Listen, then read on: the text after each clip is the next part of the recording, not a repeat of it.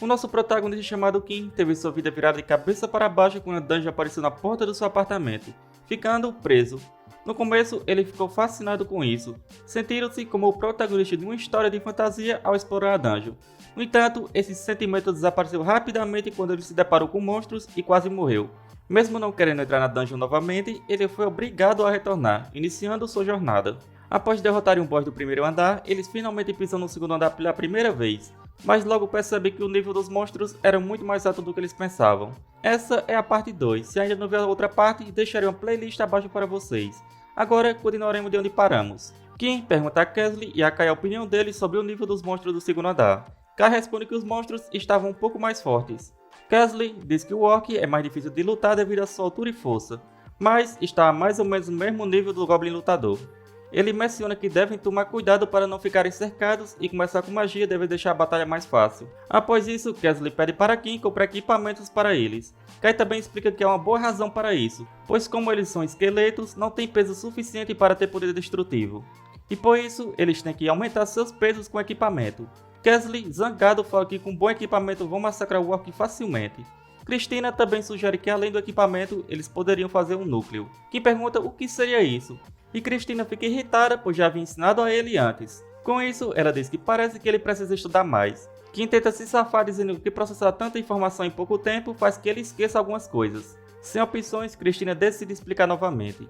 Um núcleo é algo que um morto-vivo tem, como se fosse um coração. Não importa quanto forte o morto-vivo seja, se o núcleo for destruído, eles morrem. Kim pergunta se isso não é apenas uma fraqueza. E Christina explica que os mortos-vivos não sentem dor, então é mais difícil derrotá-los. No entanto, eles também têm uma fraqueza, que é o núcleo. E foi por isso que ela disse a Kim para mirar no lugar mais provável onde o núcleo estaria ao enfrentar um morto-vivo, como perto da cabeça ou do coração. Kim comenta que parece que nenhum dos mortos-vivos que ele encontrou antes tinha núcleo. Christina explica que os mortos-vivos de baixo nível não têm núcleo, pois eles se formam a fortalecer ao longo do tempo e com experiência. No entanto, Kesley comenta que parece que nem todos os mortos-vivos ganham um núcleo apenas com a idade e com a experiência. Christina diz que planejava observar isso por enquanto, mas agora mudou de ideia. Kai também concorda que deveria aumentar suas forças para explorar mais fundo a dungeon. Kim pergunta o que acontece quando um núcleo é criado, pois o que viu até agora parece ser apenas mais uma fraqueza. Christina explica que as vantagens superam as desvantagens. Isso ocorre porque ao ganhar um núcleo é possível usar o círculo e a esfera de aura, algo crucial para os magos e espadachins. Kim pergunta como ela usou magia até agora, e ela revela que armazena mana em seus ossos, mas para ser algo efetivo, ela diz que falta muita coisa ainda. Sendo assim, ela gostaria que ele permitisse a criação dos núcleos deles. Kim concorda dizendo que as vantagens valerão a pena. Porém, ela explica que não poderá criar um núcleo rapidamente, pois o núcleo deve ser feito de algo que absorva mana, como um mineral especial, o coração de um monstro ou uma gema. E ela menciona que entre essas opções, apenas as gemas estão ao alcance deles, e quanto mais pura a gema, mais mana poderá absorver. Após isso, Kim pergunta a Christina quanto dinheiro ele tem disponível agora. Ela responde que tirando o financeiro, eles têm menos de 30 mil. Ele sabe que essa quantia não é insignificante, mas pergunta se é o suficiente para comprar uma gema para usar como núcleo.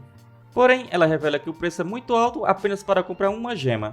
No entanto, ela diz que vai dar um jeito. Depois de pegar seus planos de negócios, ela começa a explicar que primeiramente eles precisam de uma gema para fazer um núcleo. Elas são bem caras, mas ela fala que não precisa se preocupar, pois eles têm um método para chover dinheiro, os Spell Cards.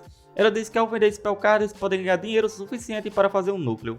Para os compradores dos Spell Cards, eles serão seus novos coringas das batalhas, e assim todo mundo sai ganhando, já que a ausência ou presença de magia pode definir vida ou morte.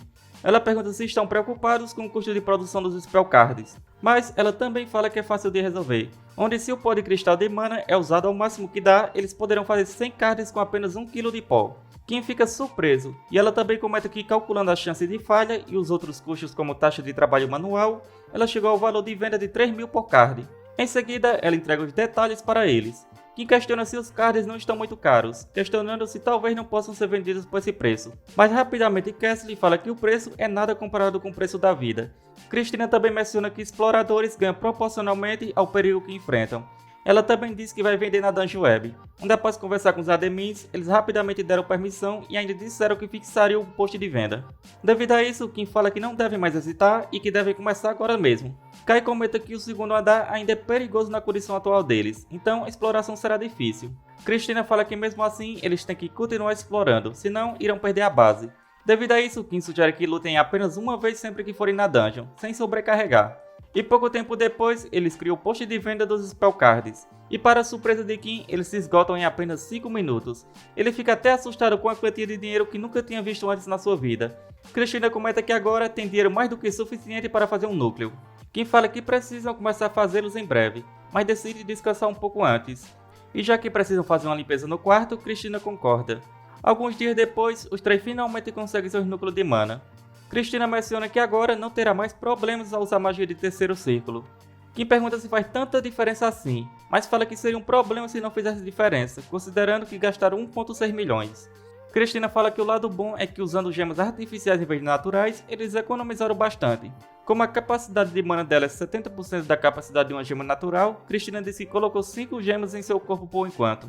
Ela também menciona que os núcleos são substituíveis, e ela fez de uma forma que as gemas ressoem com o núcleo central.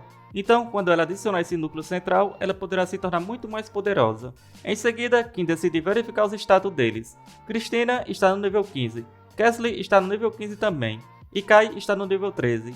O poder mágico deles aumentou bastante devido aos núcleos. Cristina fala que devido ao núcleo ainda ser novo, podem ocorrer outras mudanças com o tempo. Com isso, ela sugere verificar os status diariamente para poderem comparar depois.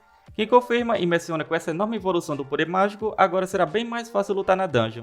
Kesley rapidamente se empolga para irem para a dungeon, mas antes de terminar de falar, Cristina o interrompe e diz que ainda não é hora. Ela explica que primeiro precisam ter certeza que o núcleo está adequadamente anexado e que não terão nenhum problema ao usar mana. Ela pergunta se Kesley assumirá a responsabilidade se algo ruim acontecer ao mestre devido a um problema que poderiam ter previsto. Por causa disso, Kesley concorda em treinar em casa por enquanto. Alguns dias depois, eles retornam para a dungeon. E agora, Kesley é capaz de usar aura na espada, algo que requer ser um mercenário de alto nível para conseguir fazer. Kai menciona que vai mostrar algo ainda mais interessante, demonstrando um ataque de longo alcance. Kim fica bastante surpreso, e Kesley também menciona que consegue fazer, mas quando ele usa esse ataque, acaba consumindo muita mana e ficando exausto. Onde mesmo reunindo bastante mana antes de virem, ele a utilizou todas de uma vez. Kai explica que utilizar a aura de espada para um ataque à distância consome muita mana, ao contrário do ataque corpo a corpo que quase não consome mana. E ele diz que Kesley acabou exagerando. Cristina fala que o maior problema é que eles ainda têm baixa regeneração de mana.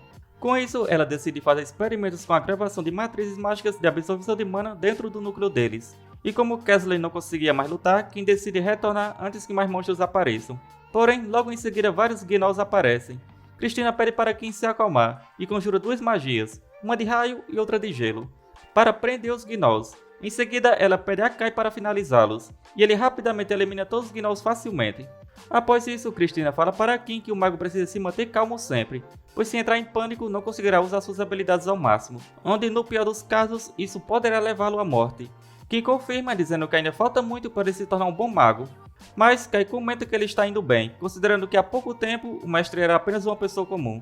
Cristina acrescenta que ele está crescendo em uma velocidade surpreendente, e que embora haja alguns problemas em crescer rapidamente, com eles ao seu lado, Kim não precisa se preocupar. Isso deixa Kim bastante feliz. Ao retornarem, Kim decide descansar, e para sua surpresa quando começa a dormir, acaba parando em outro lugar. Inicialmente, ele acredita estar apenas sonhando, mas se pergunta por que teria um sonho dessa forma. E como não há nada ao seu redor, ele decide ficar parado. Porém, para sua surpresa, sua mana começa a transbordar. Rapidamente, ele sente que isso parece ser perigoso, mas mesmo tentando parar, não consegue. Pouco tempo depois, ele acorda e pergunta o que estavam fazendo em seu quarto. Kesley fala que aconteceu uma coisa, e outra coisa muito pior também quase aconteceu. Cristina explica que sentiu uma ondulação de mana incomum vindo do quarto de Kim, e quando foi verificar, uma enorme quantidade de mana estava saindo do corpo dele. E se continuasse assim, provavelmente ele morreria de exaustão de mana. Kim revela que em seu sonho estava tendo problemas com sua mana, que estava fora de controle. Ele pergunta como Cristina ajudou a acalmar sua mana. Porém, Cristina diz que a mana dele se acalmou sozinha e que em comparação com antes, sua mana está muito mais estável. Kim se pergunta se foi ele mesmo quem fez isso.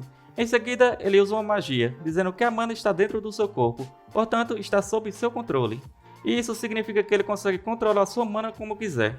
Após isso, Cristina parabeniza Kim por ter se tornado um verdadeiro mago, algo que ela não esperava, pois ele pulou do primeiro círculo de magia diretamente para o terceiro. Kim fica surpreso ao descobrir isso, mas ainda se pergunta como isso aconteceu, já que não tem ideia como chegou tão rapidamente ao terceiro ciclo.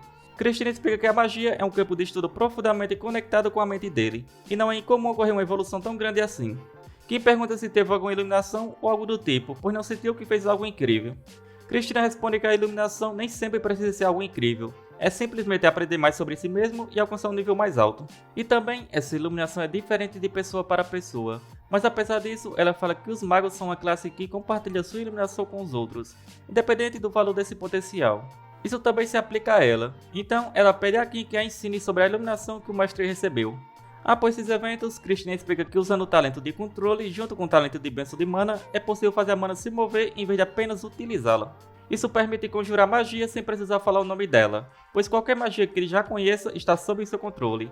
Ela diz aqui que ele pode usar qualquer magia que tenha compreendido adequadamente. O único problema é que para usar qualquer outra magia que ele não compreenda vai custar um valor enorme de mana. Por outro lado, o consumo de mana para as magias que ele entende diminui bastante. Ele pode ter vantagem contra um mago que esteja até um nível acima dele. Que menciona que a melhor parte é que agora se sente útil. Devido a isso, Christina diz que ele terá que aprender todas as magias que puder, pois ele ficará mais forte quando as magias entender. Poucos dias depois, ao retornar para a dungeon, a magia de Kim já estava em outro nível, derrotando vários monstros facilmente. Como ainda não podia exagerar, eles decidem retornar. No apartamento, Kim verifica mais uma vez o status deles, e para sua surpresa, eles agora possuem classes. Além disso, o nível máximo e atributo deles aumentaram consideravelmente. Os talentos ainda continuam os mesmos. Kesley comenta que os corpos mudaram e isso é visível, pois seus ossos estão maiores e mais firmes do que antes. Christina menciona que seu corpo também passou por mudanças, embora não sejam tão aparentes. Kim fica um pouco aliviado por Christina não ter ficado maior que ele. Ela também revela que eles progrediram tanto porque ele ascendeu ao terceiro círculo, o que influenciou o progresso deles. Kai diz para Christina que ganhou muita experiência com magia agora e pergunta se não deve começar a completar a dungeon aos poucos. No entanto, Christina diz que ainda precisa de mais treinamento. Kim pergunta se ainda tem muito a aprender, mas Christina afirma que ele se tornou um grande mago do mesmo nível que qualquer outro, estando bem forte agora. Ela também menciona que os equipamentos novos só ficarão prontos na próxima semana, então eles terão que esperar até lá. Kai e Kesley ficam bastante felizes em saber que seus equipamentos estão quase prontos. Devido a isso, Christina sugere que comece a exploração na próxima semana e que todos continuem treinando até lá. Uma semana depois, Kesley recebe sua nova armadura. Christina comenta que sua performance será muito melhor do que a armadura de placa comum, pois possui uma boa durabilidade aumentada por magia de fortalecimento e também possui magia de aceleração ativada por poder mágico. Christina também comenta que a espada de Kai é semelhante, tendo uma lâmina mantida afiada por magia, além de possuir magia de fortalecimento e reparo automático. Kim percebe que eles estão muito felizes com seus novos equipamentos. Christina diz que fez um para o mestre também. Inicialmente, Kim fica um pouco desapontado, pois era apenas um sobretudo. Mas Christina revela que esse sobretudo possui magia de fortalecimento, reparo automático, magia de redução de peso e bolsos com magia de aumento de espaço. Isso permite que ele encha os bolsos sem ficar pesado. Kim fica surpreso e diz que deve ter sido difícil doar tanta magia para esse item. Christina responde que realmente foi desafiador, mas ela fez seu melhor possível para que pudesse usá-los durante todo esse andar da dungeon. Kim pergunta se não poderão usá-los por muito tempo. Christina revela que não importa o quão bons sejam, os equipamentos também são consumíveis. E caso os monstros sejam mais fortes do que indica no guia, os equipamentos poderão ajudá-los bastante. Mas também seria ótimo se pudesse usar os equipamentos por um longo tempo. Em seguida, Kesley os chama animadamente para testar os novos equipamentos, que confirma dizendo que agora que todos os equipamentos estão prontos, é hora de continuar a exploração da dungeon. Christina sugere que eles avancem ainda mais fundo na dungeon para testar a performance dos equipamentos. Antes de partirem, Kim pede para que todos recarreguem sua mana primeiro. E assim, ele retorna à dungeon, onde se deparam com goblins e um orc. Kesley rapidamente decide atacar, mas antes que ele chegue, Christina derrota todos com uma bola de fogo. Kesley fica irritado dizendo que da última vez Christina arrancou suas pernas, e agora quase o matou novamente. Christina explica que aquele acidente aconteceu porque ela não conseguiu medir corretamente a força da sua magia, mas desta vez ela apenas atacou primeiro, algo completamente diferente. Mesmo assim, Kesley reclama que ambas as vezes ele quase voltou para o caixão. Kim pede para eles não brigarem dentro da dungeon e enfatiza que o mais importante é evitar que os monstros sobrevivam e chamem reforços, o que seria um problema. Em seguida, eles percebem que os monstros fugiram. À medida que avançam mais fundo na dungeon, eles conseguem encontrar o local para onde todos os monstros escaparam. Kim sugere que elimine todos de uma vez com um único ataque. Assim que entram na sala, eles rapidamente começam a atacar com bolas de fogo. Os gnolls jogam várias lanças, mas Kim consegue se defender facilmente com magia psíquica, lançando as lanças de volta contra os gnolls. Em seguida, Kai e Kesley também atacam, eliminando os gnolls facilmente. Os goblins que sobraram ficam assustados e decidem fugir, mas desta vez Kim não os deixa escapar, usando sua magia de terra para bloquear a saída deles. Christina então os elimina com sua magia de gelo. Kesley e Kai também conseguiram eliminar o restante dos monstros que estavam na sala. Kim fica feliz porque tudo ocorreu bem dessa vez, e os novos equipamentos foram de grande ajuda. Cristina também fica feliz, porém eles revelam que é um problema. Kim pergunta qual seria o problema, e Kesley menciona que o número deles estão baixos. Kim pergunta se precisa recrutar mais criaturas, mas Cristina diz que tem algo a dizer antes, e sugere que ele retorne para descansar primeiro. Ao retornar para o apartamento, Cristina menciona que até agora ensinou a ele uma quantidade enorme de magias. Ela pergunta se alguma dessas magias foi mais fácil de usar. Kim confirma e pergunta por que ela mencionou isso. No passado, durante os estudos, ela havia comentado que depois de decidir por uma escola de magia, um mago deve seguir essa escola para sempre. E para que faça a escolha certa quando o momento adequado chegar, o aprendiz precisa se tornar proficiente em uma grande quantidade de magias, pois quanto mais opções tiver, melhor. Kim pergunta se é hora de escolher uma escola, e Cristina confirma, dizendo que é comum um aprendiz escolher a escola do mestre. No entanto, ela ressalta que não é só mestre formal e que seus talentos são diferentes, pensando de acordo com os talentos de Kim. Ela fala que parece que ele já escolheu qual escola seguir. Kim diz que já havia decidido há algum tempo e que ponderou bastante sobre isso, mas acredita que essa será a melhor escola para ele. Escolhendo a escola de necromancia, assim fará o juramento de mana para se tornar um necromante.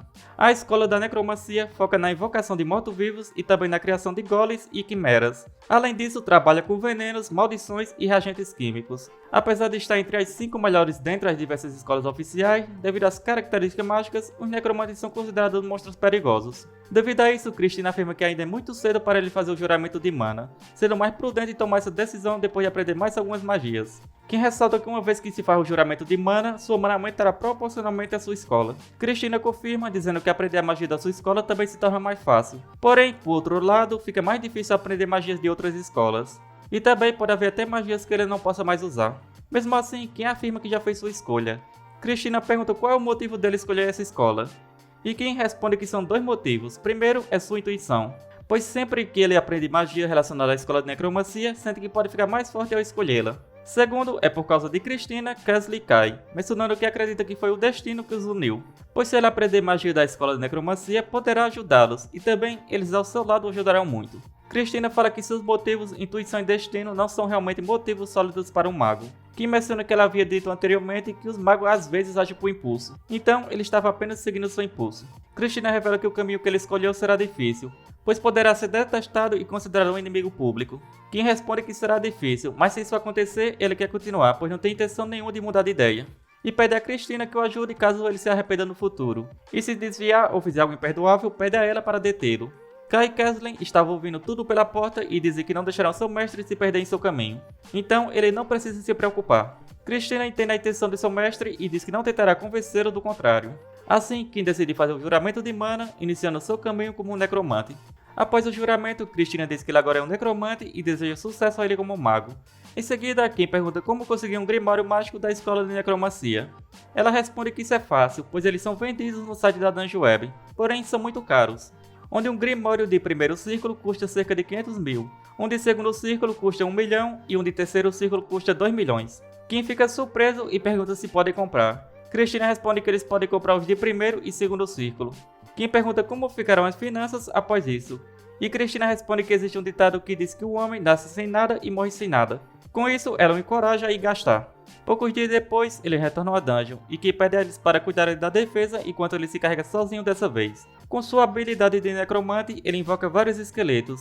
Cristina fica impressionada com a quantidade, e Kim menciona que ainda pode invocar mais se quiser, chegando a 15. Kai comenta o que importa é quão fortes esses esqueletos invocados são, e Kesley pergunta se eles estão no mesmo nível dos que estavam no primeiro andar. Kim responde que não espera que sejam tão fracos. Em seguida, vários monstros aparecem, e é o momento perfeito para testar seus esqueletos. Surpreendentemente, os monstros são dizimados facilmente. Devido a isso, eles comentam que os esqueletos são muito bons, e se eles fornecerem armas adequadas para eles, poderiam ficar ainda mais fortes. Cristina pergunta a Kim se está cansado ou com a mana baixa, e Kim responde que está tudo bem até agora. Cristina menciona que ele consegue invocar um monte de mortos-vivos e o consumo de mana parece ser baixo, permitindo que ele mantenha a magia por um longo tempo. Ela acha isso bastante impressionante. No entanto, ela diz que o consumo de mana será enorme se ele usar outra magia além dessa. Portanto, ela acredita que devem explorar a dungeon para ver até onde consegue chegar. O presidente, juntamente com Mark, estavam tentando comprar os spell cards, mas não conseguiram devido à velocidade com que eram vendidos. E também ninguém da sua guilda conseguiu comprar nenhum. O presidente fica irritado, pois agora teria que comprar de outro revendedor novamente. Ele comenta que esses caras só compram os spell cards que podem salvar vidas apenas para ganhar dinheiro revendendo. Ao receber uma mensagem, o diretor fica realmente surpreso, onde rapidamente ele diz para Mark trazer o pacote da porta conectada à dungeon imediatamente. Ao abrir o pacote, estava cheio de spell cards e uma carta, revelando que a pessoa que o presidente ajudou é a mesma pessoa que produz as cartas de feitiço. O presidente diz para Mark que aquele 1% de sobreviventes que ele mencionou valeu a pena. Com isso, ele pede para Mark ficar de olho nas compras das cartas a partir de agora, pois o presidente diz que estará ocupado investigando esse devido. Pouco tempo depois, Christina menciona que eles devem vender mais cartas, pois a venda da segunda rodada já havia acabado. E ela também fala que já existe até mesmo imitações no mercado. E devido à grande quantidade de cartas falsas circulando, ela revela que o preço das originais aumentou. No entanto, ela diz que não vai durar muito para que cartas bem feitas também apareçam no mercado. Com isso, ela incentiva a todos a vender o máximo que puderem enquanto ainda podem.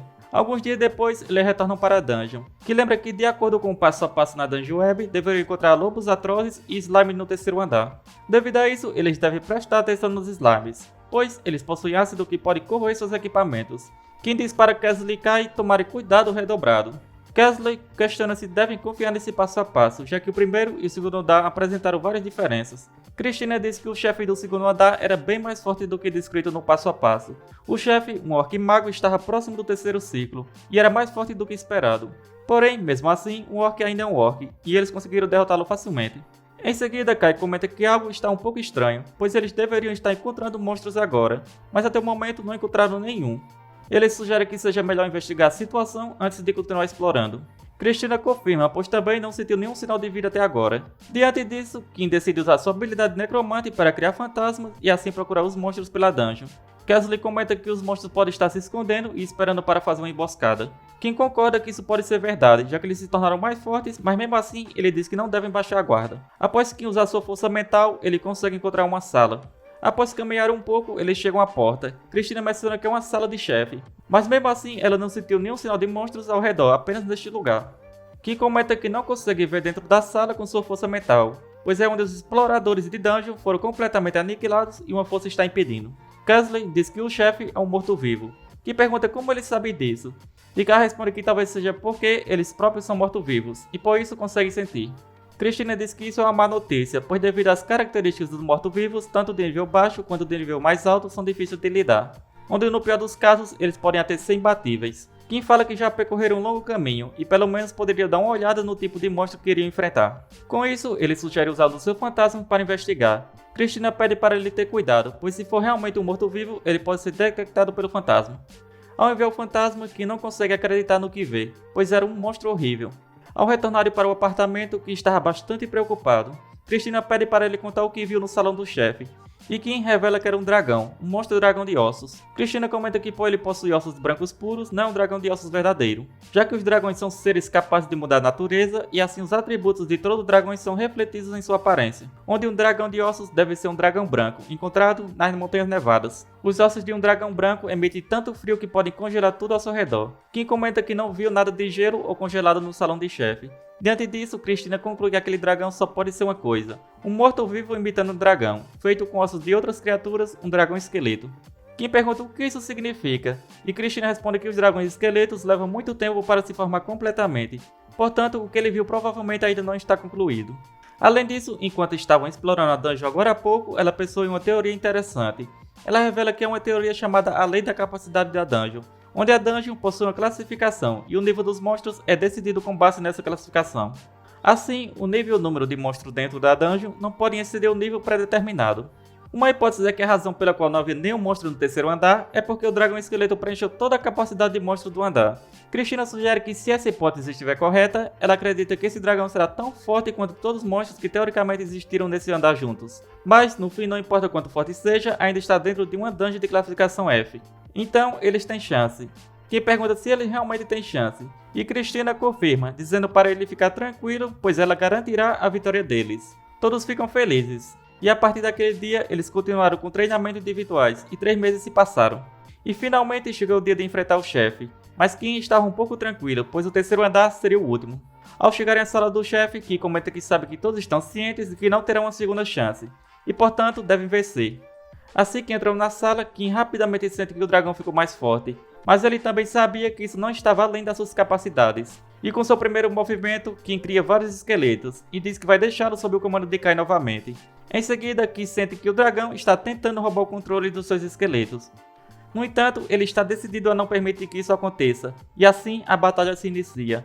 Eles utilizam várias bombas de gemas caras que prepararam especificamente para esse dragão. Entretanto, logo percebe que não foram muito efetivas. Kai comenta que precisa de mais esqueletos, já que os inimigos aparecem sempre que o dragão sofre dano. Portanto, eles não podem continuar assim por muito tempo.